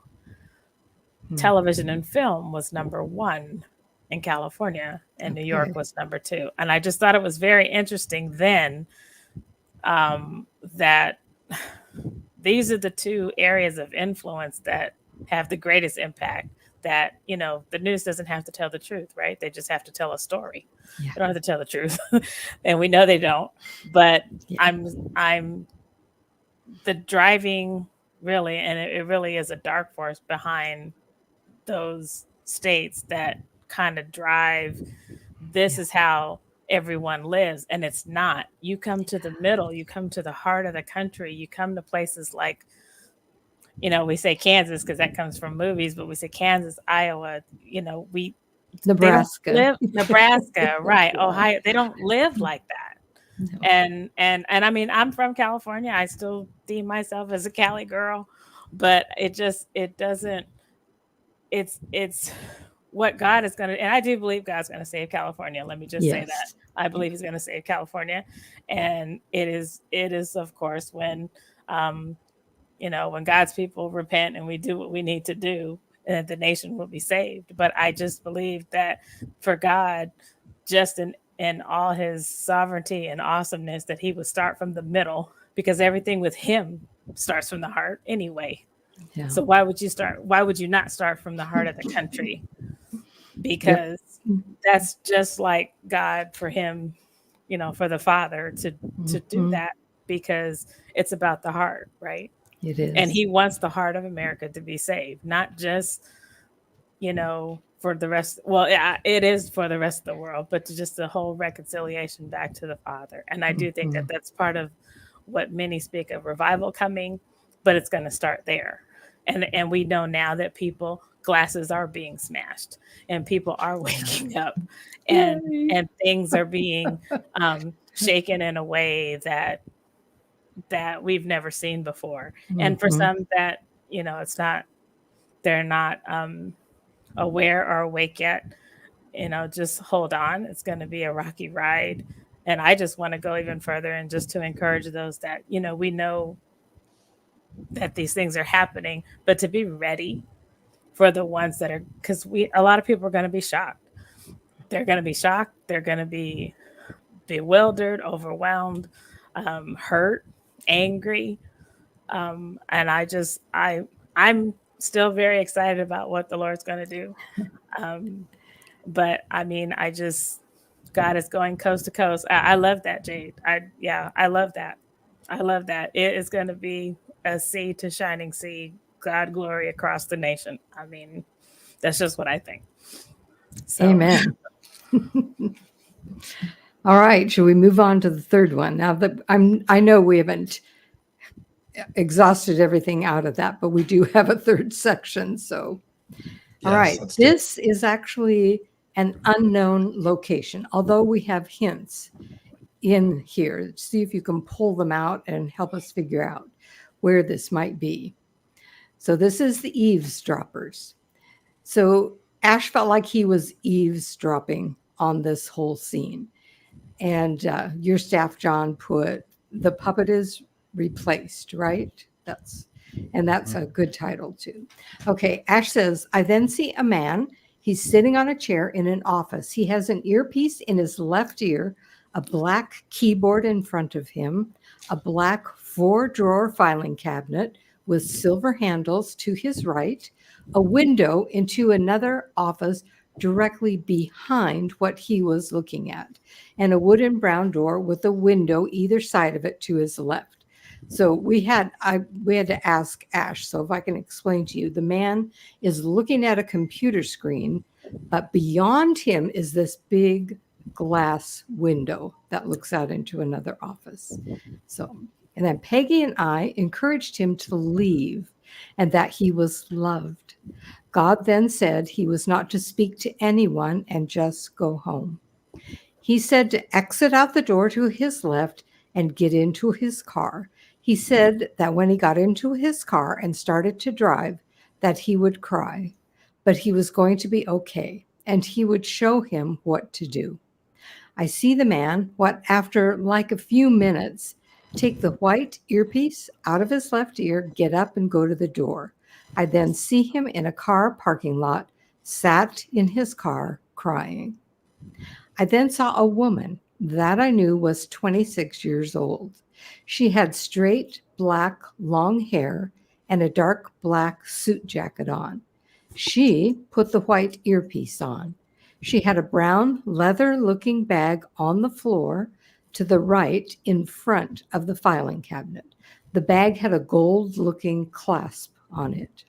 The Lord encouraged me to tell her that all I was seeing and that she thought she was serving God, but she is not. And the orders she is following are from the ones above her that serve a false God. The Lord then showed me she had some fear, and I felt like she was feeling stuck. The Lord then said, I know you speak Hebrew. I now know someone from behind her to her right leans over or comes to her side and starts typing zeros and ones on the right keypad of the keyboard. The Lord said, that isn't going to work. And that is that section. White guy with dark, short, well-kept hair. Somebody asked, I think it was Nicole, asked if the guy was recognizable. That was my question too. We're like, if we put up a list of the usual suspects, would you be able to tell us who it was? And that's, by the way, that's a very good go-to because we've been able to identify people in dreams that way, where it's like, would you know his face if you saw him again? Like, I'm not really sure.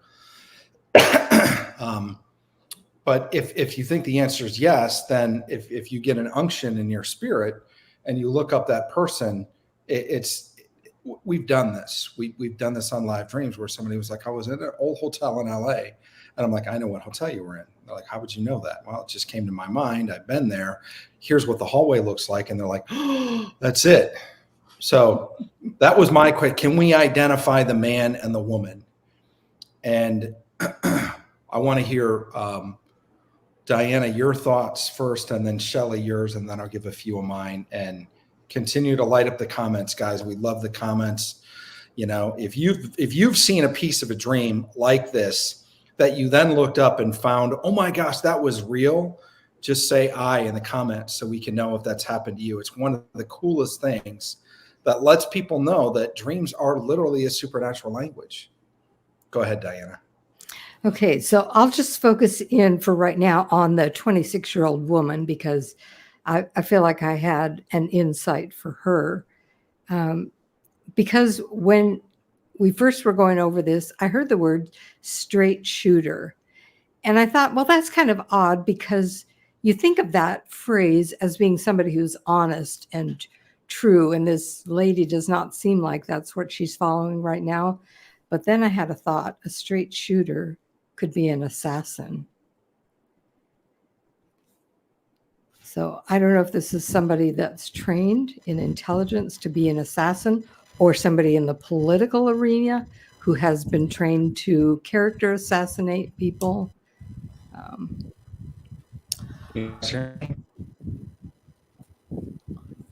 Can you repeat that? Were you talking to me, John? Oh, I think he froze. Oh, okay. Was he speak? Did he say something to me, Diana? I Is he asking didn't me? catch it, Okay. but Pamela is saying, aren't zeros and ones basic binary code? codes. Yes. Yes. I heard the binary thing too. Okay. I heard the binary. It's a binary language, and of course, we have the whole. They don't want to be. They want to be binary. Oh, yeah. They want to be binary. Oh. Holly has an interesting comment she heard Ghislaine Maxwell. I heard that, but I'm thinking, well, she's not 26, but like a type, somebody like her, and the person who put AOC, somebody who just makes noise, but they're not really. No, it's interesting because Diana, if you don't know, I live in the Northern Virginia area, and right outside of DC. I actually saw AOC at the nail salon before, and I didn't know who she was because she wasn't, she didn't have any makeup on, but she's a very pretty lady. But when I recognized her voice, I was like, that is AOC. But she's very loud. She's very loud, and she's a I don't agree with her politics, of course, but she's very she's a distraction. But she brings a lot of attention to things that it's kind of look over here and not over there. I'm not as familiar with the squad thing, her and some of the other ladies that are assassins of character, right? Because they're always the I'm trying to think of the word, instigate and stir the pot, and but there's some other interesting comments here. The 26-year career began her career at age 26. Is that Kamala? Because that could be that the 26 isn't a literal age. It could be symbolic of something. Right. But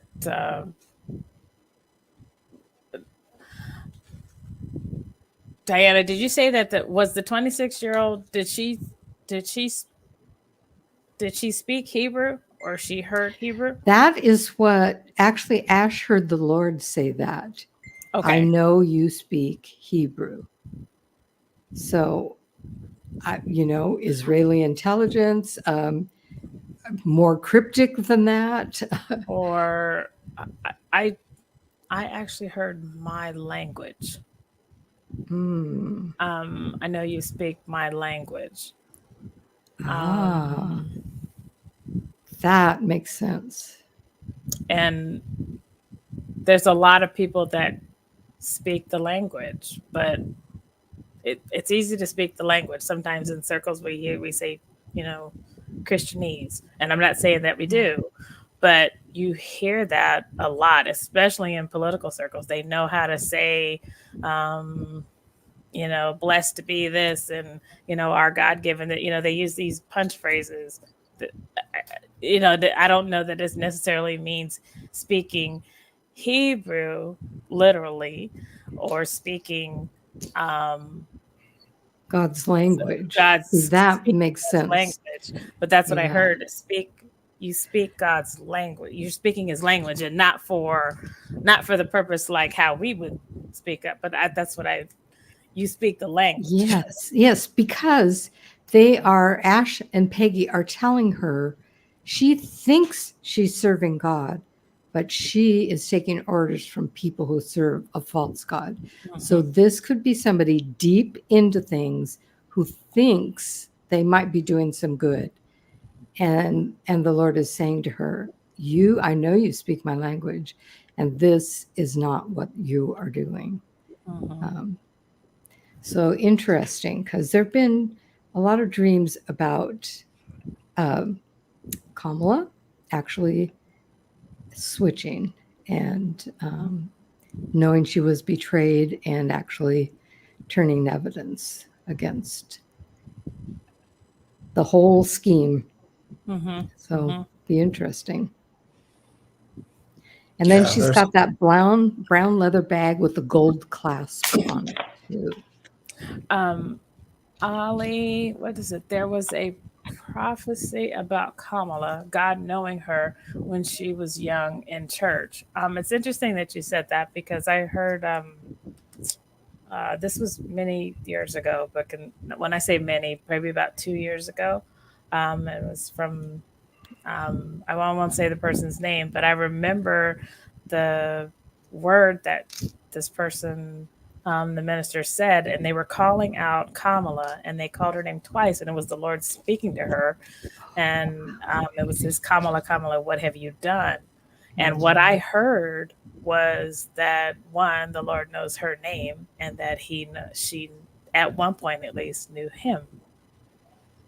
I believe you're right. And it made me, considering recent weekend events, it made me think about what is happening, and that, you know, we don't know, but we know, as John said at the beginning of the program, we know there's some shaking going on. We know stuff is happening. Is, you know, strange July. But I heard that Hebrew, you know, you speak Hebrew. I just heard you speak my language. That makes great sense. John, did you have some comments about the man who leaves and ends up crying in his car? Yeah, I think when we talked yesterday, we had talked particularly about it being an emotional leaving. And the instructions were given specifically, you know, don't speak to anyone. Basically, close your mouth, take your earpiece out, don't speak to anyone, and exit to your car. When you get in your car, then you can cry. So it was obviously that there was an inference that this was a level of emotional leaving, but it was also something that they didn't want to taint the rest of the workforce with or whatever. It was speak to no one. But what I think is interesting is when I first looked at this, I thought, oh, it's a surveillance op, because Ash and I went back and forth and we said, was it a curly Q type of thing? Was it a flesh colored earpiece? Like, what kind of earpiece was it? And he said it was a white curly Q earpiece, which is indicative often of a federal government type of functionality. And he said, but there was no microphone. Like the Secret Service have the thing where they can click either here or in their sleeve or whatever. And he said there was no microphone. I said, oh, okay, so it's passive listening, like surveillance. And so he had the earpiece, he had the computer, and then he had the big window in front of him. And I'm like, he's viewing something or he's watching someone that doesn't know they're being watched. And then as we got to the woman, I started thinking, you know what, maybe this whole thing is turned around. Maybe instead of him looking out a big glass window and we're thinking he's looking into the future, the idea of the looking glass or something like that. Now you see through a glass darkly. Actually, it could be that the world is looking in on him. Like he's in a place where he could be seen. And we particularly talked about the Oval Office. And when they film the president giving a speech, it's from this perspective, what's out in front of him looking back. And so most of the time you never see most of the Oval Office. You see it from the couches, or they move them out of the way, and the lights and the resolute desk and then the windows and then the backgrounds, and if they're on a movie set, you see the cars out the windows. And if you're not, you see trees because there are no cars parked in front of that window in the real version of the Oval Office. But so it's always interesting to kind of try to look in the background and see what is this, because they may be wanting to tell us something. But what's interesting is the lady sits down, puts the earpiece in the left ear, but she's afraid of the person behind her, and the guy behind her reaches his hand over her right side and begins to tap on the keys in front of her. She's kind of being, she's got, if the earpiece represents a level of control, she's being double controlled. So not only is she getting directions in her ear, she's being manipulated this way. And then I saw, what if she's a double agent? The juxtaposition is the left is speaking in her ear. Like, again, let's assume in some other country, say Albania, not to pick on Albania, but say in Albania, they had a president that was fake, and they wanted to replace that fake president with another fake president that they could then control, and they wanted to stay behind the curtain and get their message out. Certainly nothing like that would ever happen in America. But in Albania, things like that could potentially happen. And so the idea that they're getting talking points, somebody's whispering in their ear while they're being viewed at from the whole world and saying, say this, say this, say this, I think is interesting. But then the idea that somebody comes over and literally handles them, like lords over them, like up over the shoulder, the government will be upon his shoulder, and then begins to tap on the keys, actually hitting the buttons, the zeros and the ones. And Ash said there's a keypad on the right side on the computer that he saw. So the one is opposite of the zero. So you got to go back and forth on both sides of the keyboard. But because there was a numbers keypad, it was on the right side. What if she's being doubly controlled? What if she's an asset of the left, a puppet of the left, but she's actually been arrested, converted somehow, and now she's working on the right? The left thinks they control her because they're whispering in their ear, but the right actually is handling her and is actually pulling the levers of government on her behalf. And I thought, well, that was really an interesting thought related to, instead of passive surveillance, like this is a government op where they're listening in on somebody. No, I actually think the second option is better, where I believe the dream is saying this is somebody in the public eye that is seen behind a glass window. So part of it's fake, part of it's not. And what's happening is they're being dually controlled. The left thinks they have them, but it's really the right that has thing. And this is the war, as they say, between the white hats and the black hats, or between good and evil. And this person is literally caught in the middle and potentially a double agent. Wow. Now, I saw a couple of you all, yes, controlled program, trafficked groom. I saw a couple of you all who kind of got on the same track that I did, where you heard 26 as not being a literal age. But I thought of Kamala. I thought of AOC. AOC ran for Congress at 29 or was elected for Congress at 29. And so I thought, could it be when they started their political career?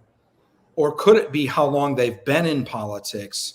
Or could 26 represent something other than a physical age, or represent an age maybe that they started? And so one of the things that I looked up that I didn't say before, and we're not suggesting any innocence or guilt on anyone that we're talking about. We're simply here interpreting dreams, seeking an understanding.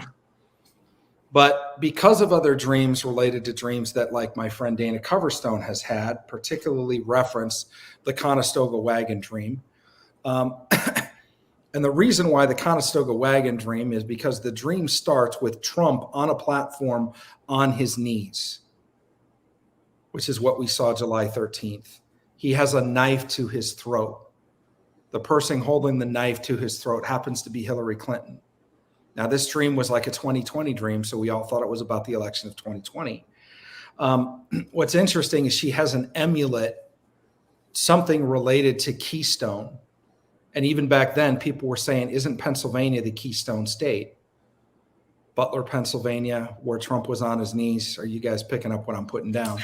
Yeah. So anyway, there's a blood amulet that she has in this dream that people think could represent.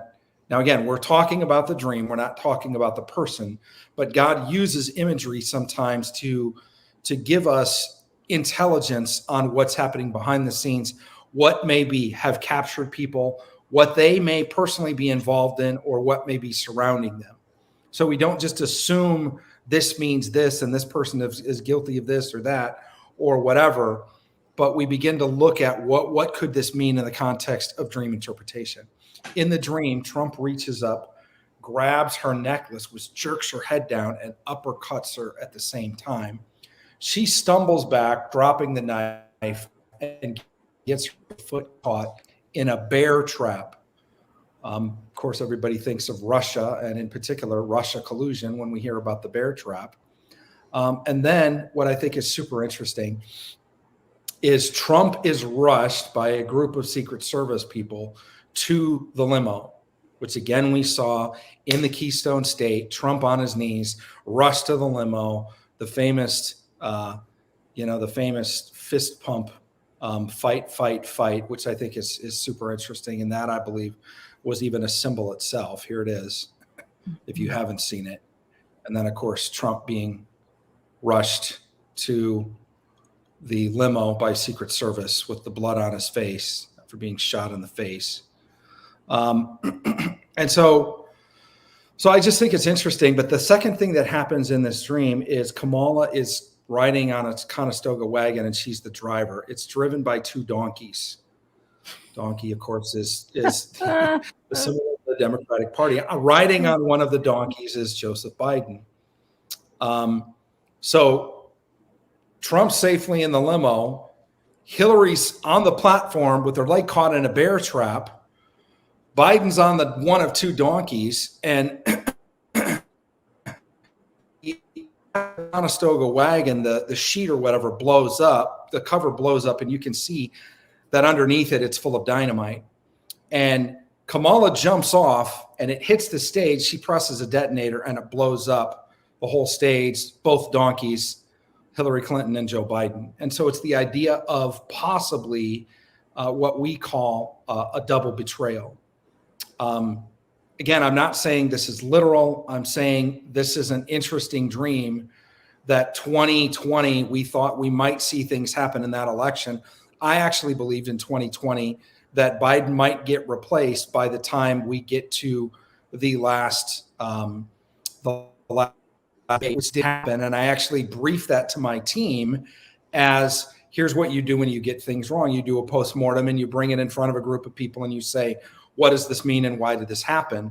But now we're looking at the fact that Joe Biden has since resigned from the race. And now they're talking about potentially Kamala. But what if it's not Kamala? What if it's actually supposed to be Hillary? Anyway, so as Diana and Ash and I are having this conversation, and you can again see it in the video that Diana released on a Watchman's Journal yesterday, or that we released on Dream Life Decoded, that we call A Puppet Replaced. I began to wonder, based on this dream I just shared with you, could this have something to do with Hillary Clinton? And so I looked up, when did Hillary Clinton start her career? She was born in 47. She started her career in 74. So that's 27 years, not 26 years. However, her birthday is in October, and the job that she started was with the Watergate Commission, which was investigating Nixon, which led to Nixon's resignation, which led to the removal of a sitting president from office, not by an election. That was her first job in politics. And she would have started that job when she was 26 years old. Wow. So I don't know what that means entirely. Again, I'm making zero level of judgments on, is Hillary this, is Hillary that? That's a good question. Did she have young hair? What color was her hair, Diana, when she was younger? Do you remember? She's lighter colored hair. Okay. I believe what Penny Crafters is saying. I definitely don't think they're going to run Kamala. I think Kamala's out front right now. I think the 81 million that they're alleging they raised, I think will go to anyone the Democrats back. And I think it's funny how they even pulled out Hillary's old campaign slogan, I'm with her. And so they're using a Hillary campaign slogan for Kamala. And this is where we see a lot of interesting stuff. Her birthday is October 26th. So there's a lot of interesting things that are happening here. And there's a lot of intelligence that's being released all at once. And there seems to be a lot of fog and chaos happening in the geopolitical realm, and even, frankly, the prophetic and the spiritual realm. And how do we govern ourselves in times like this? What are your thoughts, Diana? My thoughts. Oh my goodness, I'm so tracking with you that I'm not thinking. I think this is all really good, John. I really think. I was just trying to put the three together to find the thread that sets it, and I was thinking maybe the Davos scene.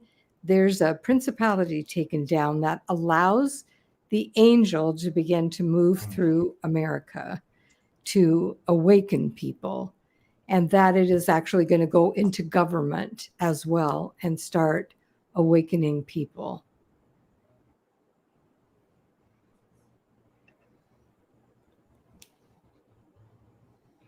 Yeah, that's really interesting. Yeah. And there's probably, Can you see if me? you guys have some ideas too of, what's linking these three sections together.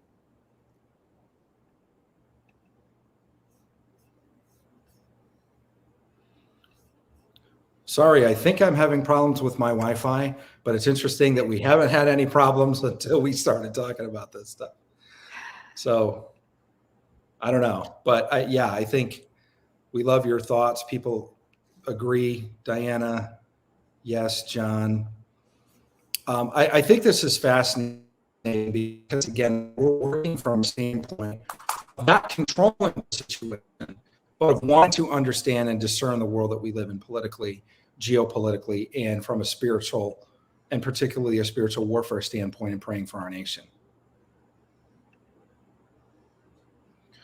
I think it's interesting how we started with Davos and the crumbling of the foundations of the globalists and a smashing of the worldview that creates a vision that creates devious and nefarious plans to try to control the world. Do you understand that the globalist spirit is the statue in Daniel 2?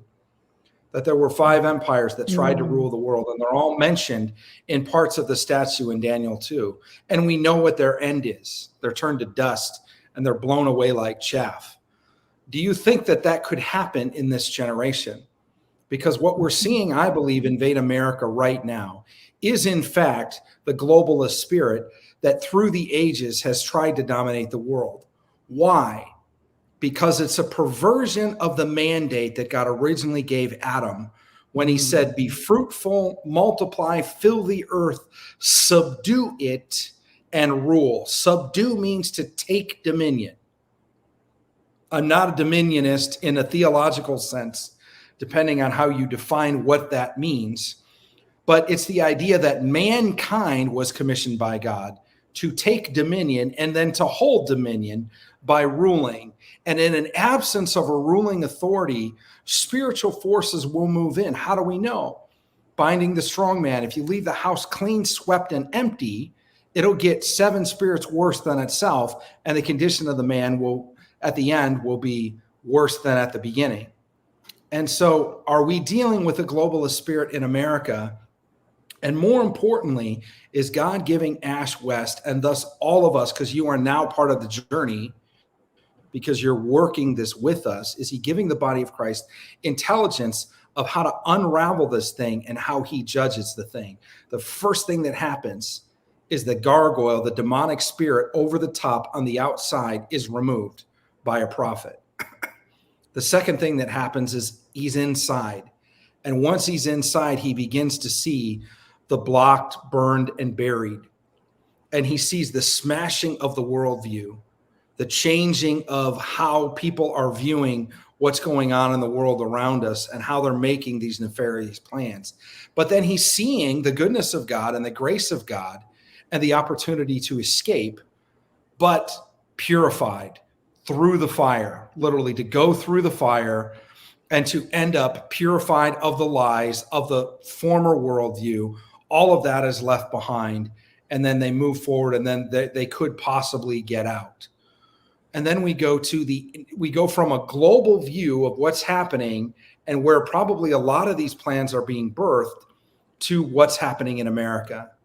Now, again, this was the day of the Iowa caucus. This was the first day that Davos met.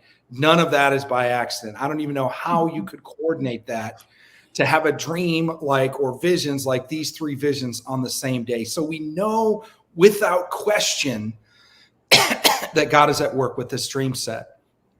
And then it's about the angel taking the four rivers, taking the veins of America and removing the spirits, which again, I believe are part of the globalist spirits, the spirits of the Medes, the spirits of the Persians, the Babylonian spirit, the Grecian spirit, you know, Alexander the Great, those type of conquerors and those type of demonic entities, because a lot of those, they weren't Christian nations, even the spirit of Rome, you know, invading the United States. And we're seeing this show up in other dreams like the Five Giants dream.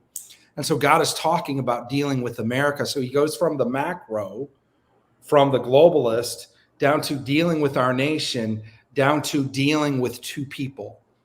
One is removed, another is put in place as a double agent, dual controlled, listening to the report of the left and their commands, but controlled by the right. And there's a cyber piece with the ones and zeros that's going on. And we know that whatever it is that seems to be planned is not going to work. And so I think from the 50,000 foot level, God is showing us when we see a 3 dream set like this, we see this as a progression. God is starting at the source, the overseas source of, yes, the ancient, the age old spirits that are being dealt with and judged. And the people that have been connected to that have the opportunity to get a new worldview, to pass through the fire and to move into something different. But then it comes to America and the removing of the high places from America. God is revealing the roots of what we call altars in America, which are places and events that have caused a legal right or a legal standing for a demonic entity to exist in our nation.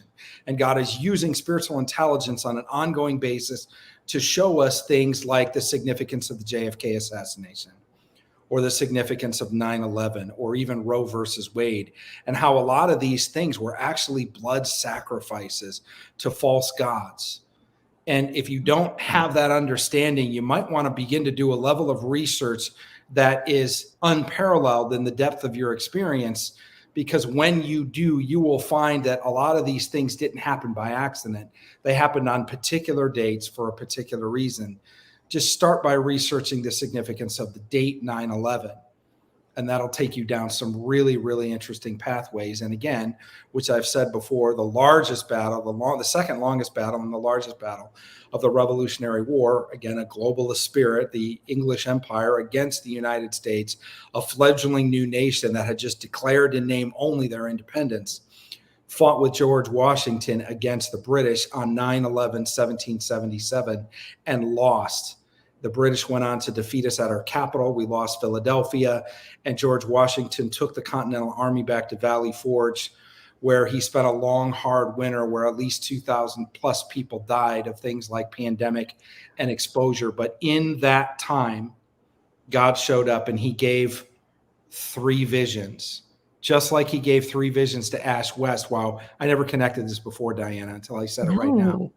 Yeah. He gave George Washington 3 visions in the winter of 1777 at Valley Forge. The last one was about the whole world against the Union, which again, I believe is just another confirmation of the globalist spirit against the United States. Did George Washington see in a vision, like Ash saw in his vision, the times and dates that we live in today and the redemption of God? Because what he saw was hordes of people from Africa, Asia, and Europe. He said it was an army of foreigners, like a dark cloud that was invading our land by sea and by walking across our border. And it looked like we would be nigh overcome. He says cities were burning, all kinds of chaos was happening. But then there was divine intervention from above. There were like these angels of light that appeared and pushed back the darkness. The cloud dispersed, and the cities began to be rebuilt. And he said, and then the Union would last as long as there was dew on the ground. And so this is why we study history. This is why we do a breakdown. This is why I'm not the ultimate dream interpreter. I'm much better in a team of people, with people like Diana, people like Shelley, people like Ash West. And we're looking at all of these dreams in conjunction with one another, all the way back to visions George Washington had in 1777. Because what God is doing is he's providing context and a continuing conversation to those that have an ear to hear. This is why we do what we do with Live Dreams. This is why we wanted to share this with you and bring you into a little bit of the journey that Diana and Ash and I get to do every time we interview. Any final thoughts, Diana?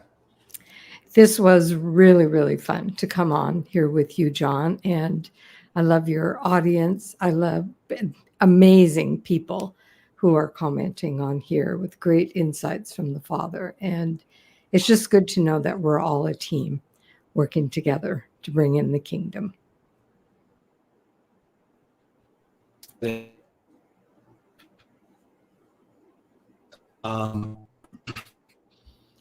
My Wi-Fi is still a little spotty. So thank you all for being a part and for listening in. And I think we'll just cut it there for tonight. Any other closing thoughts, Diana? No, I think I'm good. Thanks so much, John. This has been awesome. All right. Thank all of you for joining us. Sorry for the Wi-Fi issues even here at the end, but so excited about what God is showing us. So excited that you're a part of this community and we get to unpack this stuff together and see what's happening in our nation and in the future of our nation. So until next time, please know that you can join us every single Tuesday night at 6 to 8 p.m. for Live Dreams right here on Dream Life Decoded. And please go like and subscribe to Diana's channel, A Watchman's Journal, as well, so you can get updates from her and timely wisdom and incredible prophetic words. Thank you for joining us. And until next time, keep dreaming.